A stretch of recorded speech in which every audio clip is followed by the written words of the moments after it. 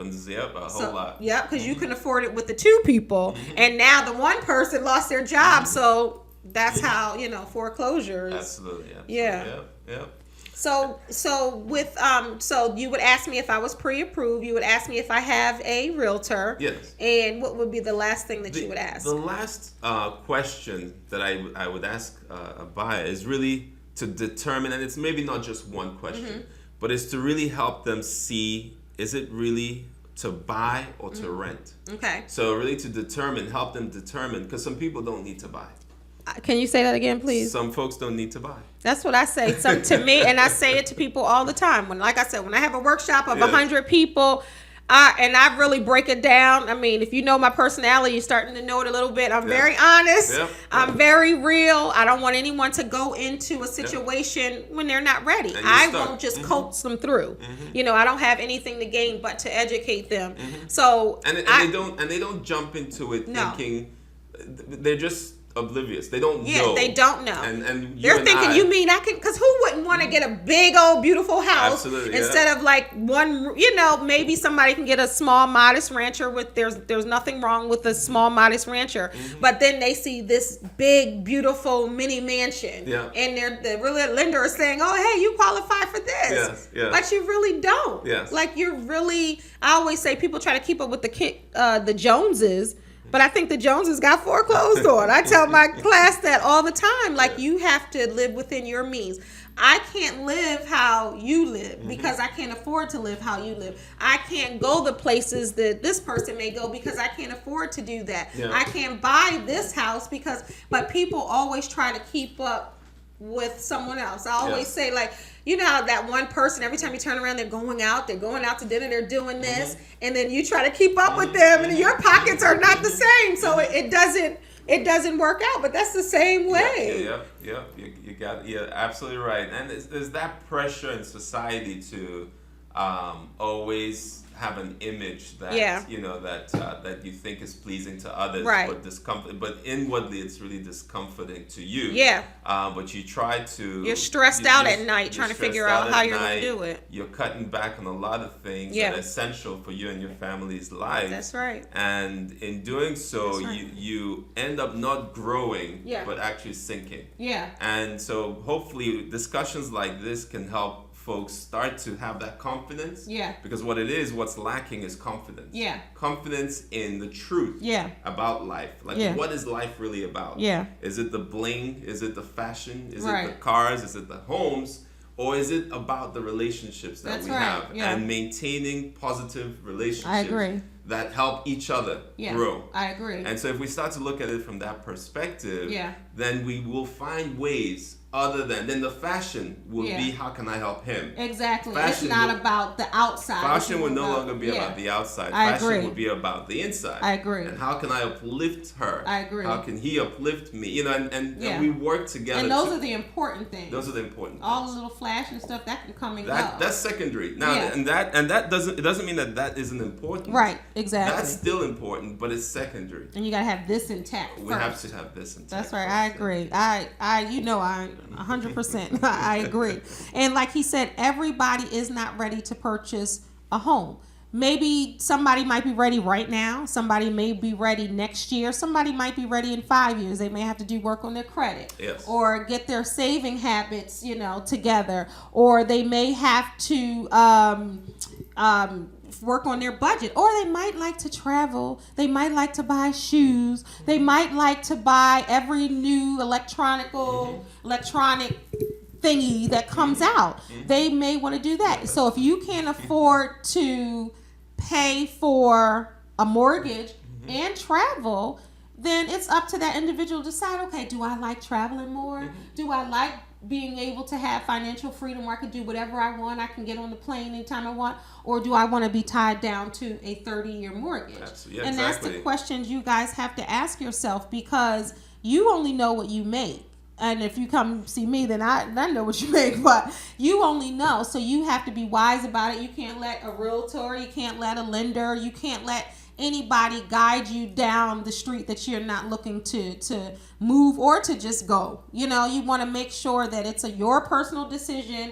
You're not doing it because you're the only one at your job that doesn't own a home, or you're the only one in your family that doesn't own a home, or you feel like you reached 30 or 40 or 50 or 60 and you should have a home by now. Because people say that. I should have. Another one of those pressures. Yeah, and I said, who said that? Like, can you tell me who said that you should have a home or buy a home by the time you're 40? If not, you're a loser. Like, who says this? Because people have these pressures. I know you hear it all the time. Absolutely.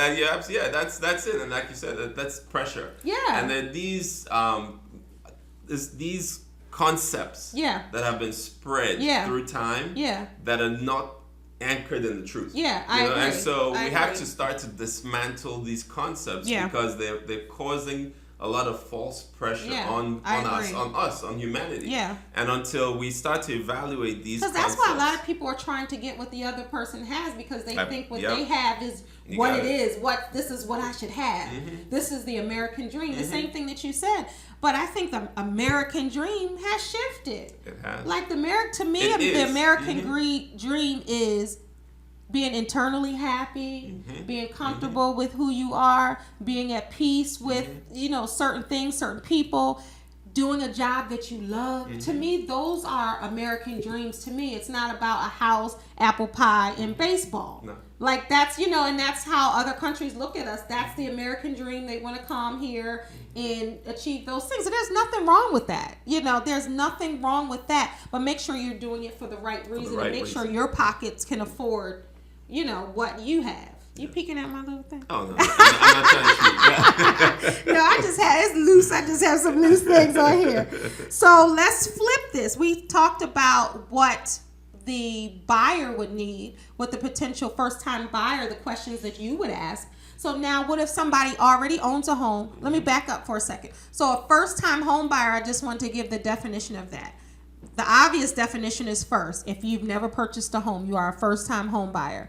But a first-time home buyer also can be someone that hasn't been on a deed in 3 years, and that's IRS standard. So you can be a first-time home buyer more than once.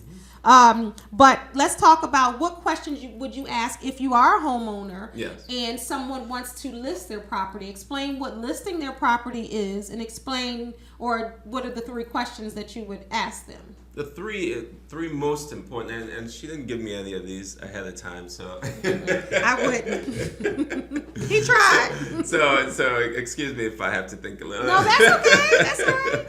It's live, so everything is not rehearsed. Absolutely. And I appreciate that you did because it's like you said, it's genuine. The conversation. So for sellers, a seller that's selling, there are different reasons. And as a real estate professional, you have to try to help them determine what the real reason is. Okay. And sometimes they already know why they want to move. Okay. There's relocation, they're moving because of the jobs. So before you list the property, you find out why they want to sell. Yes. Okay, briefly tell them what listing a property. You and I know, but somebody may not know to list their property, what that means. What it means is to sell your home and to put your home on the market as an active property for sale.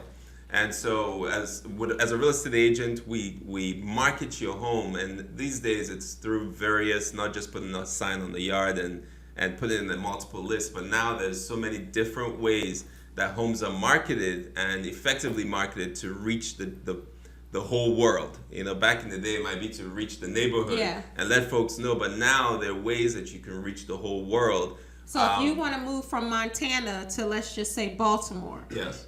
That's what you're talking about, or if you're in Europe and you want to move to the United States to move to United States to Owens Mills, and you're coming from Scotland, right, exactly. in the United Kingdom, yes, you can find every home now if your real estate agent is marketing your home properly. And so going into the I think that's great. Yeah, it's huge, and there's so many different. For those who are tech savvy, there's so many different online, because the stats are now in the 90 percentile, in the sense that the buyers starting to look for homes, most buyers, again in the 90% range, are starting online. And with all the apps, and it's ridiculous. With all the apps, addicting. So many apps, so many channels, so many mediums, that you can Google. If you Google an address, you get a whole, a lot of information about it. And so when we meet with sellers, we try to determine why are they moving. Because if they're trying to move to buy another home, then we want to help them get qualified as well prior to selling their home. Because in selling your home and you're not qualified for another home, then you might be stuck, homeless. Right. And so we want to determine where are you trying to move to. Right. Is that arrangement already So you're saying if they own a home and they haven't been pre-approved, like they may not have enough money. What he's saying, they may not have enough money to still pay the mortgage here and buy another house here. Or to sell. Or to sell. To sell first and then qualify to buy another home. And some folks, you might think, you have the money in the house. So we want to determine, help you determine, is there equity in your home that you can pull out to buy another home? What is equity? So equity is what the amount of money. When you get a mortgage, let me break it down a little bit. When you have a mortgage on a home, so you need your dry erase board. I do, right? When you have a mortgage on a home, it's the amount that you owe the bank for the loan that you've taken out for the home. Now, as you make those payments on this home, the mortgage reduces, and whatever it is between the value of the home and the mortgage is your equity. So if I had a $200,000 mortgage and I've paid it down to $150,000, but my house is still worth $200,000, then I have a $50,000 equity. Right. And that equity is cash. That equity, you can pull it out. Some banks will lend you that money even before you move from the home. That's a great definition. Because it's an equity. Thank you. Yeah, because that's one of the questions that people ask the most. Yes. Well, what is equity? People hear it all the time. So that was good. I appreciate it. You gotta say it like that at the workshop. I don't know if I can. I'd have to look at the recording. That was good. You gotta talk you gotta break that down, because I don't think I've ever asked you to explain that to people. Yeah. So, but a lot of people ask that. Yes. So that's good. So that you saying they have to determine whether there is equity in order to pull the equity, because when you're buying another home, you have what's called closing costs, and the closing cost is the money you need to buy this house, and the closing cost includes various things like your lender fees, your title fees, the taxes you reimburse the seller, transfer and recordation costs to buy a home. So all those fees you have to pay to buy another home. And I just want to say, with the programs, every state and every county, some people have boroughs, it's not a county everywhere, but just look into first time home buyer programs where you can do free workshops, get the credit, savings, budget, education. Now it is mandatory federal law that you have to come to a class like mine, or wherever you are in the state, wherever you are in your part of town. You have to do a first-time home buyer program, and you have to do a one-on-one. So it's a total of 6 hours of education that you have to do in order to get the state funded, the federal, the state, and the county funding for first-time home buyers. But the cost that Chima was talking about, that's what the first-time home buyer programs will give you. So people have gotten up to $50,000, $25,000, $10,000, $5,000, $3,500. I mean, it goes all the way up depending on your state, your city, whatever I don't know what they're offering in other cities, but Maryland, it can go up to $50,000. I've seen it that high in the past. Absolutely, it's mind-boggling. If you know you're going to buy...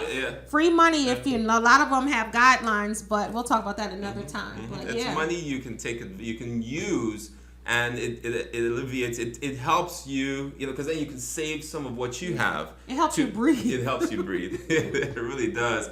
Because I've seen it help folks breathe, in the sense, because and some of that money can be used to reduce the value, the purchase price of the home. Which means your mortgage payment, it goes down. It will be lower. Yeah. So if you thought that you could afford, let's just say $1,200 a month. You thought you can afford $1,200 a month. They made your payment $1,200 a month, but then you get the programs and it's down to, let's just say, 7 or 8. Like it happened. So think about all that extra money you can have and you can save. And it goes towards other things that are really helpful in your life. Yeah. So those were great for the listing. I know one of your passions is first-time home buyers. Absolutely, yes. You love working with first-time home buyers. Yes. Why do you love working with first-time home buyers? Because, and the reason why I'm asking this question, because a lot of people don't like working with first-time home buyers because they have to tell them every single thing, and they have to lead them every step of the way.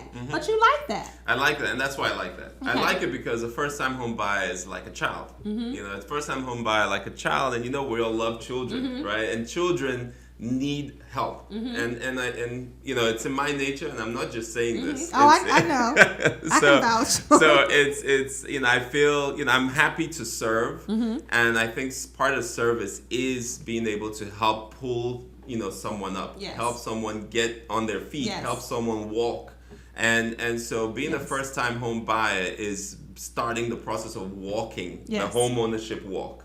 And once they're first-time home buyer and they're move-up buyers, they already know how to walk. Yeah. And so they're used to the process, and they can then they still need help. Yeah. Because the questions, like those 3 questions like you asked them on the buying side and the selling side, is really questions that help the person determine to themselves whether or not they're ready. So because you can't change someone's desire, right? But you can help them clarify that desire. That's true. And then that desire can then be determined. They can then say, well, maybe I need this, or maybe I don't. Yeah. So if you help someone clarify their desire, then they can decide, with confidence that this is what I need or don't need. Yeah, and I know you feel like it's a personal choice. Because what I know about Chima is, even if you're not using him as your realtor, of course he would like you to use him as your realtor.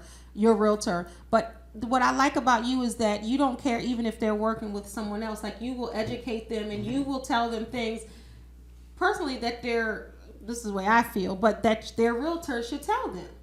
You lead them, down that right path, and you care. And that's the difference. Some realtors, and this is no diss against realtors, but you guys have people at your job that really don't work hard, or they just do the bare minimum, or they just sit around to watch the clock go by, and then when it's 5 o'clock or whatever, they go home.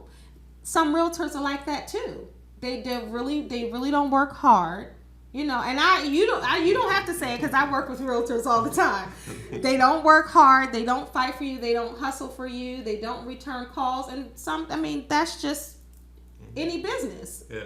Yeah, and you're absolutely right. And I'll also add to that sometimes it's like a parent and a brother or sister. The communication, like a parent might be saying something, but the way they're saying it, and then your brother or your sister or your best friend says it, and it's the same thing, but the way they're saying it, you receive it differently. And so sometimes it's all about what type of relationships we have, and so in the delivery of that. Yeah, and so that's so in terms of real estate agents, it's the same thing. You have to find that person that you gel with. And once you gel with them, then the delivery just makes sense. Yeah. But if you don't gel with the person, then it's nonsense. Yeah. Right? Because through their whole home buying process, if you're purchasing a home, or even if you're listing and you're trying to sell a home, the realtor will be there every step of the way. Every step, hands-on. Yes. You might talk to your lender on the phone. It's very rare that you meet up with them other than to give your, documents and sign your paperwork. But you see your realtor a lot, and your realtor is even at the closing with you. Absolutely. Yes. So I think, and just choosing a realtor, I think it's very important that you gel, that you vibe with that person. They have the same moral guidelines as you. Yes. And I think up front, you should outline what you want and what you expect. And I think the realtor should do the same. Yes. Like, if you like text instead of calls. Yes. If you want to email once a week instead of every day. Or if you expect to have a call back from your realtor within 24 to 48 hours, or a day or an hour. Some people get unreasonable with what they expect from a realtor. But so as a realtor, those are things that a buyer would expect. What would a realtor expect from their client? Commitment. Okay. I think being committed to the relationship, and keeping in the process. And keeping the communication open. Once you choose someone, it's a two-way street. Once you choose someone and they choose you, and it's a two-way street. And if that trust is there, that you trust that this person is looking out for your best interest, then it's always going to be smooth. Yeah. But if there's distrust from the beginning, and it's not, and there's no help to improve that feeling, then one has to step back and evaluate the situation. Okay, and I think that's great. Okay, let's talk about, a lot of people hear it's a buyer's market. It's a buyer's market, or it's a seller's market. What does a buyer's market mean? Mean to people purchasing a home? What does that mean? What is it? So buyer's market, seller's market, it's economics. It's supply and demand. Supply is the home, the houses that are available in the market, and demand are the buyers that want to buy the houses that are on the market. When the supply is low and the demand is high, it's a seller's market, because the sellers have more say. You have less houses on the market and many buyers trying to buy that one house. So if it's one house and you have 10 buyers, then it's a seller's market, because the seller can choose which buyer that they want, and it makes it tougher on the buyer. It makes it much tougher on the buyer, because everyone's competing for that one house, and in some cases, as we've seen in the past, they're giving higher offers than what the list price is. So a house is listed on the market for $200,000. You have 10 buyers who want this house because it's perfect. And then they start to compete. And so maybe someone comes in at 180, that person's probably already out. Yeah. Then the other person's at 200, that person might also be out, because ultimately, in like the last home I sold, that sold for about the last home I sold in this kind of scenario sold for about 205, and it was listed for 199. Right. And so they offered more because it was in that case, that was the only house that showed the way it did, so there was high demand for it. And then on the flip side, a buyer's market is where you have very few buyers and a lot of houses. Okay. And so that gives the buyer that one buyer and the 10 houses that they can pick from. So the sellers are at their beck and call, and have to then either reduce their price or give more incentives to that buyer. And so that makes it a buyer's market.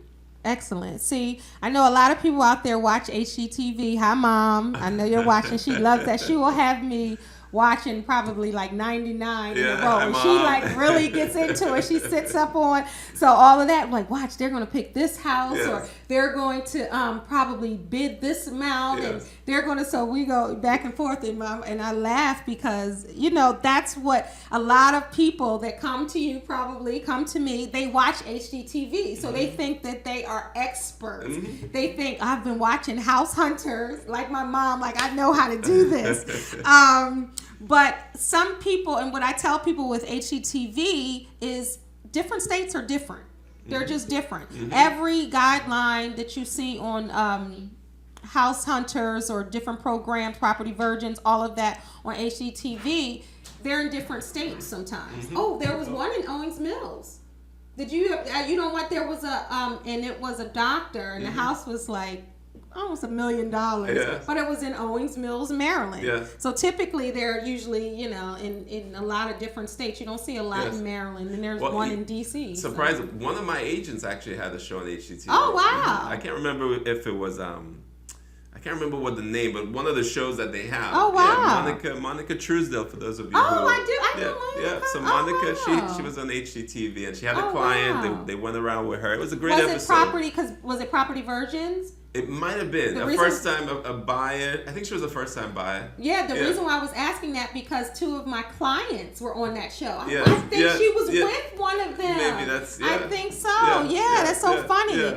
So they are, and so we can vouch there are real people on there, real people trying to buy a house. They come through our program, and they were on HGTV. Okay, so it's clear just by the smile on your face that real estate, is it safe to say that this is your passion? Like, is this what you love to do? 100%. I'm full-time. This is what I do. Okay. Yes. So, and you said full-time, so do you think it's important to hire a full-time agent opposed to a part-time agent? I think it's important to hire one who's dedicated to you and looking out for your best interest and has the support to cover them even in times that they're not available. So if you're working with someone that's part-time, a lot of the times most offices have team ups where you have an agent that has a team or they're part of a team. And so even while they're away on vacation or they are at work, if they're part-time and have other jobs, they have that extra support. Yeah. And so if you can't reach them, you can reach someone. And that's the only way really an agent can look out for your best interest. Because it's not in your best interest if a house that you want comes on the market and you can't reach them and you can't reach anyone. So there has to be some kind of setup, system that part-time agent has, and they elaborate it, they let you know about it, and this is how I work. Yeah. And so you're always going to be covered. And so I think that's great. That's the importance. So it doesn't matter if they're part-time or they're full-time, just requires that they're looking out for your best interest by making sure they have the systems in place to ensure that you get what you need and what you want. Okay, and I think it's important to have a team, just with a lot of things that you do, but to have that supporting team. Yes. Because someone else might be part-time, but they're different times, they come in different times, or they may be full-time, and they're there to kind of, help you out. I think that's important. Yes. So you look for that in the agents that you hire? Yeah, I look for agents that I hire, the first thing that I look for is the desire to serve. And so once I see that, and it's someone that truly is one of service, then everything else is addable. You can train, you can help, you can educate. When one really wants to serve, then it's not about them. Yeah. It's about others. Yeah. And so then everything else is easy. I think that's great. Chima is a very modest person. He's really an excellent realtor, full of knowledge. This is only part of it. Thank you. When I put the post up, Jillian Washington, she was one of my clients too. Yeah, and she was like, "That's my mentor. You have my mentor." We work together, yes. Excellent. So you're naming fantastic agents that are out there. Jillian, Candace, Monica. These are lovely ladies, and they will. And so when we talk about service, they serve. Yeah. And as do you. Thank you. So they serve and they really look out for you as a buyer or seller. Because that you're saying these wonderful things about these realtors, and I appreciate it. I love the love. Yes. I love the love. But they say the same thing about you. Oh, thank you. I have never run into an agent that had something negative to say about you, and I think that's big, because when you're looking at the real estate game, a lot of people think it's competition. But like you said earlier, pretty much what's for you is for you. It's enough room for everyone. So I just wanted to, I love that. I love when another person can give another person props and just, be their cheerleader. Yes. So I think that's great. Yes. I really do. And it's the truth. So, and it's the truth. It's the truth. And what you're saying, and also what I've said about them. Wonderful. Okay, so what does it feel like to do a job that you love? Because here on Conversations, I always talk about working in your passion. Don't waste time at a job that you don't like, that's not giving you anything and you're not getting anything out of it. I don't feel that you should waste your hours away at a job that you hate. I just don't feel that. When you're at work and when you're doing your work, you spend more time working or at work than you do with your family. So I think it's very important to be in the right mind space, to do the things that you love, to work in your passion. So what is that like? I'll give you an analogy. So working, because working is like exercise. When you're in it and you're exercising, you're drained. You work out. Yeah. But it makes you stronger. Yeah. Right? Because after that workout, after the jogging, after the lifting weights, etc., you get stronger. And so it seems counter, intuitive, like, oh yeah, I'm working, doing all this work, but how come I'm getting stronger? That's really what work is. Yeah. And so when you're working in a job that you really love, it does take everything, because you're giving everything, because it's a job that you're giving too. And as you're giving, the more you give, the belief I have is the more you receive. And so in giving out of joy for what you're doing, you're able to be empowered, more, and given more to give. Yeah. Right? Now on the flip side, if you're doing something that you're not really happy about, it makes it pays your bills. Yeah. You're existing. Then there's that channel to receive, to give. Yeah. It's closed off. Yeah, I agree. It's closed off. And so you're not really receiving to give. Yeah. You're squeezing out the last drop from yourself every day. And there's no input. And you're unhappy. And you're unhappy. And the happiness is the ability to pass through. Happiness passes through. And it's in giving that we become really happy, because Say that again. Happiness passes through us. Mm-hmm. So we're only happy when we let happiness pass through us. And it's through giving that happiness can pass through us. I so agree. And so the Creator, God, if we want to, become spiritual. Every show we talk about God, so please do. Who is the source? That's right. He's the source of happiness. He's the source of joy. Yeah. He's the source of everything love. Is able to come through us, because that's all we are. We're just channels. Mm-hmm. And until we start to learn to give, and so we're all talented human beings, each and every one of us. We all have a talent that we're meant to impact this world with. And until we find what that talent is, and we start to give through us that talent, which is really a source, which is really a part of the Creator that He's sent for us to, as His servants. Until we find that talent and we start to give, then we can't receive. And that's what I coach a lot of people with. A lot of people not knowing what their gift is, what their talent is. Mm-hmm. They don't know how. They're at jobs that they don't, necessarily want to be, but like you said, they're paying the bills. Mm-hmm. They're just existing. I coach people all the time to live their best lives and to work in their passion. Mm-hmm. And to just exist is to be close to the Creator's source of abundance, love. So it's only through love, as we know, that we can really be happy. That's very true. But it's the love of giving. And so just as the Creator is constantly giving, we must allow that to pass through us. But the only input, the only mechanism in us that can give is that which we've been given, talent that we've been given to give. You better preach, Chima. And so we have so we have to find that talent, and then we have to give of ourselves through that talent. And then we're connected to Source, who constantly is abundant and gives us, in that happiness which we see. You are telling nothing but the whole truth and nothing but the truth. Where's my gavel? And it is funny because people look at other people. This is how it works. You get your awards from other people, but you get the rewards from God.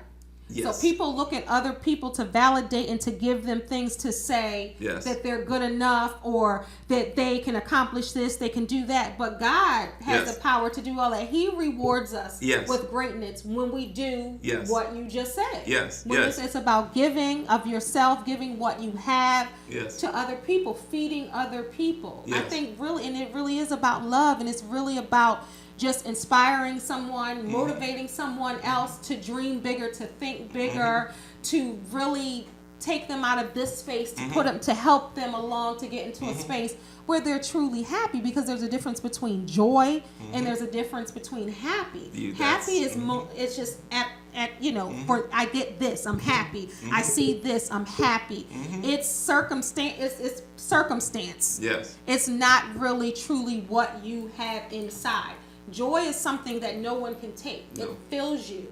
It's not, no matter what you get, no matter what you receive, no matter where you go, who you know, it's about just what you have inside. And that's with the love of God. But you have to know that. And a lot of people don't know that. And that love of God is why we're here, why we're here. Yeah. And we have to translate that love through our talent. Yeah. And giving to others through our talent. I agree. And so sometimes we say, we want to be loved. Yeah. But we have to love to be loved. Yeah. And so in giving, then we can receive. So love is not that, it's not that static thing where we wait to be loved. Yeah. It's only in giving that we find that love. Well. But you're so right. It's so true. And that's what life is really about. Yes. It really is. I mean, you know me. That's my soapbox. That's my platform. Yes. That's what I believe. That's why we connect in this way, because you're a good person. You want good for others. You're welcome. You want good for others. You want to help people along so they can live their best lives also. Their best, yes. Right, because to me, it's like you can always be a better version of yourself. We have to all strive towards that. Yes. For sure. Yes. And I think that's awesome. And I knew with you having you on the show, I knew it was going to come to this. I knew it was going to be more about real estate. Of course, I wasn't going to tell you because I already knew once you were you, it really, opened up to, to the viewers and your people. Yes. You're going to get people just on that level because you are a human being that cares about other people. Yes. And to me, that should be a norm, but it's not. It's not a norm for you to care about the next man. It's not a norm to make sure that your neighbor eats. It's not a norm to give a ride to someone that doesn't have a car. It's not a norm to care about someone else other than yourself. It's not a norm. Especially in today's world, but it should be a norm. It should be a norm. Because that's how you get. People always look at other people, oh, why do they have this? Oh, I wish I had that. Or I thought that was my time, but they got the job or they got the this.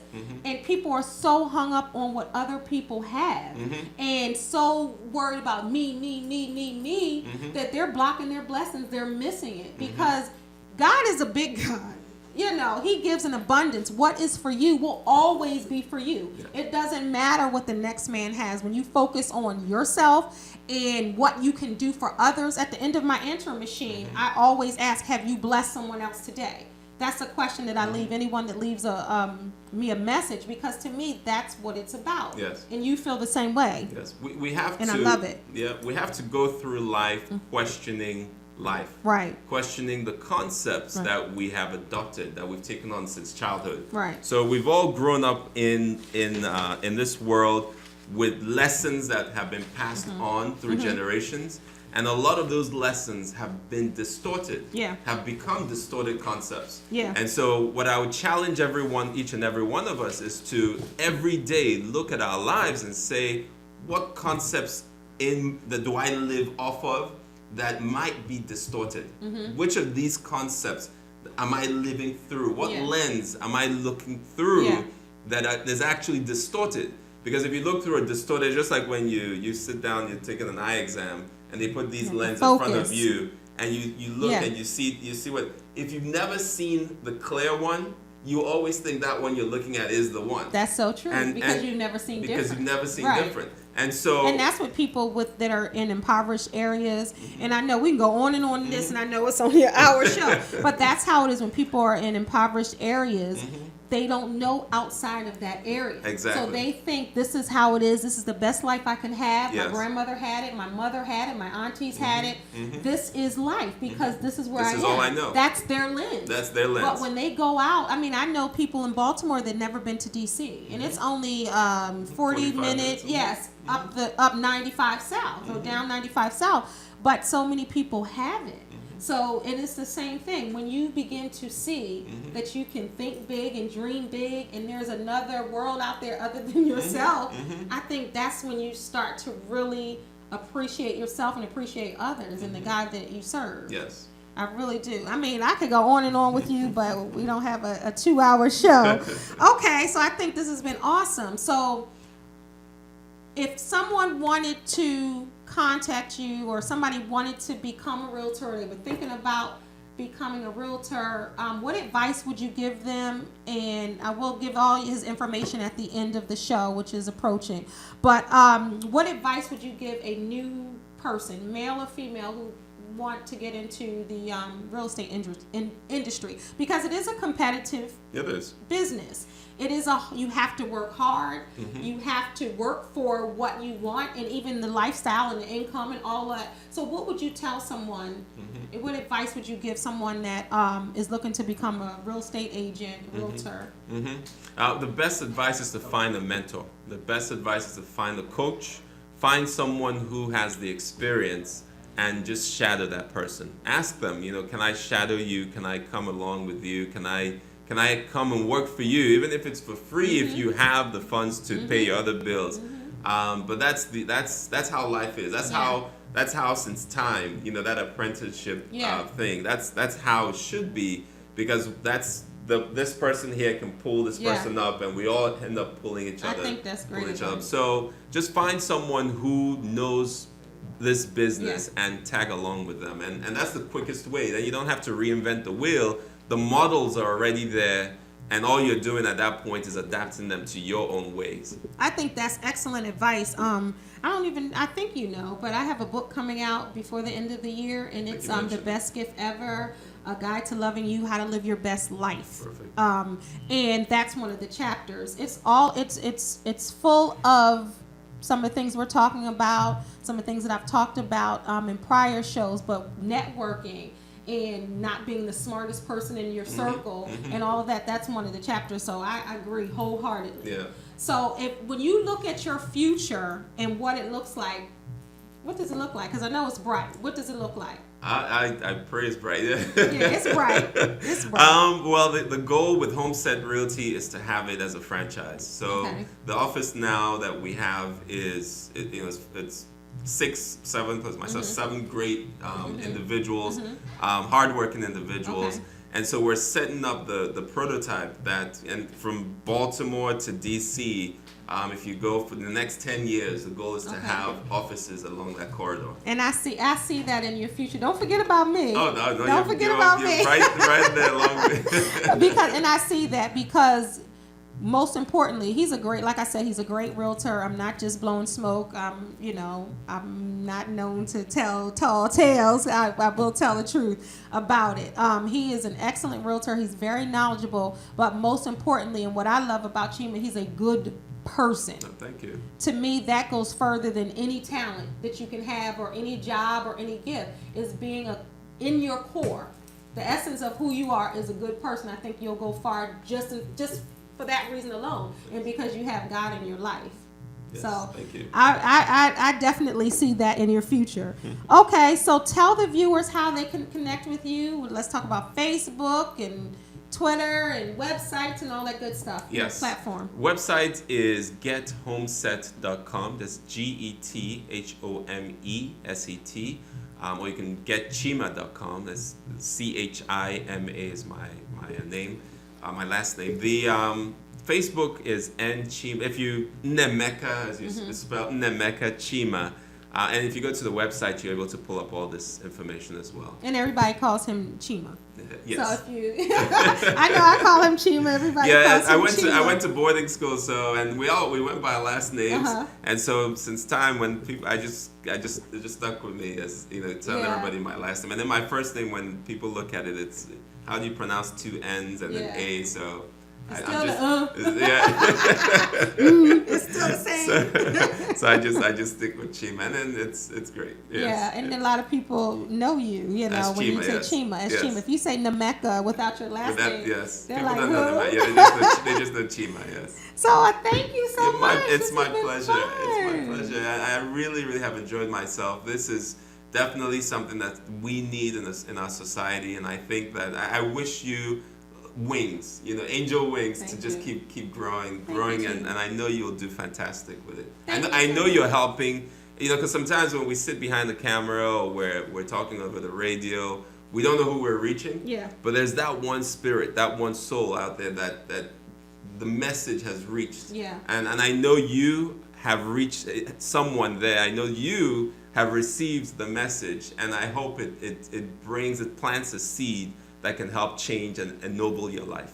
And thank you so much. And that's something that I truly love. Even with my Yup series on YouTube, that's just something that I guess keeps me going with this show. Is something that I want to do, and even bigger and better things with this show. Yes. And even my series. I had a girlfriend, I didn't even know, she never texted me, she never liked the video or anything, but I was talking about it's never too late to go back to school. It's never too late to fulfill your dreams. It's never too late to finish something that you started. I had no idea I was going to affect one of my girlfriends. Shout out Chanel. I had no idea I was going to affect her. Yeah. She said she watched that video, and I don't even care if she was the only one that watched it. She said she watched that video. She was going to school for nursing, and she was a phlebotomist, all of this stuff. She went back to school because of the video that that she saw. Yes. So that made me feel so good that's a friend of mine. Didn't even know. She didn't even tell me that she was going to do it. Yes. She one day in conversation, she was saying she was back in school, and she said, you did that. Like, you inspired me to do that. Good. And stuff like that warms my heart. Like, I'll start crying with stuff like that, because that's my main goal in life. It truly is to affect people in a positive manner, to push them. I have been like this since I was a child. I always rooted for the underdog. I always push for people to live their best lives and dream big and think big. So that's good for me, and I know you feel the same. Yes. So, all right, guys, I hope you guys learned some things. I hope if you didn't, you can always reach me. You can always reach Chima. You can reach me at livingtruelivingyou.com. You can contact me that way, or you can go to my Facebook page. Please like my Facebook, Living True Living You - Life Coaching, and all the information is on there. And my Twitter is also at LTLY.com. Follow me on Twitter as well. And also, I just wanted to mention my event again. It's October the 17th from 1 to 4. It's in Owings Mills, so you can find that information on there as well. Also, I wanted to talk about an upcoming show that I'm having on the 23rd. I'm having a live dating show. Yes, Diamond, this will be the first time I will open up my lines, so you can call in. I'm going to put her bio. I'm going to put all her information on there. Her name is Kimberly. She's a 37-year-old African-American woman, and I just wanted to, give a little bit of that. So that's going to be on October 23rd. So we're going to find her a man, y'all. She's looking for a husband, and she's looking to have some children. I know that just canceled out a lot of you guys that you were watching. But, I might even have to hook Diamond up. I don't know. Maybe you might have to be on this. But, so I'm going to be doing that. So stay tuned for that. Okay, this has been a wonderful show. I thank everyone for tuning in to Conversations with Kendell and Lenice. With everything you want to do, you must do your research. You must seek a professional and do your homework. Make the internet your best friend. You don't even have to know how to spell. If you want to find out something, Google will say, did you mean this? So you can find out anything you want to find out. In this day and age, like you were talking about technology. So it's no reason to be ignorant in any manner. Preparation may protect you. Real estate, as in life, they have pitfalls. So you really want to do your homework to find out what you're getting into, and if you're able to get into it, and if you're really ready to get into it. If you want a house and have taken the proper steps to purchase one, then that's great. But just to make sure, you want to follow the steps and be prepared, and know that there is not an easy road. It's a long road. People get discouraged, but if it's something like anything that you want to do, you have to really be focused, educate yourself, and put your mind to it. And you can achieve homeownership if that's what you want to do. If you're looking to sell your house and you're looking to move an apartment, that's okay too. I find with purchasing a home, a lot of people put everything into purchasing a home. They put their worth and their value and their character in purchasing a home. They say, well, if I don't have a home, then I'm not this or I'm not that. You are you, and you will always be you, whether you own or rent. Do it because you want to do it, and not because you feel pressure to do it. Thank you so much for tuning in. God bless. Peace. Until next time.